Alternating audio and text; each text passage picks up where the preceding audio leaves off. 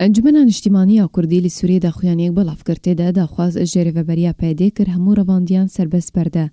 لە داخوایانیە میداریە گشتیانە کەسی داهات کو د 12 حەزێرانێدا چەکدارن پێدێ گو لە ئاڤێدن عەبدولحەمید مەروان عەیدێ ئەندامێ پارتیایەکی تیا کوردستانی سووریا لە باژارێ عەموودێ و گولە لە ئۆتۆمبیلاوی کەت پشتی کۆژە تەرۆرکردنێ ڕزگار بوو هاتە گرتن ئۆتۆمبیلاویژی هاتە دەستە سەرکردن.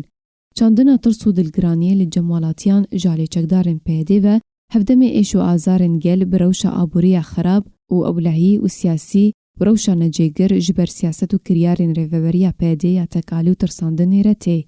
Enekesê serbar kir jî ku tevî bang û hilmetên piştevaniyê ji bo serbestberdana Abdulhamîd Eîdê hemû girtiyan di zindanên pêdê tenha tu guh nedaye û di veşartina çarenivîsa wî de ta îro berdewam e.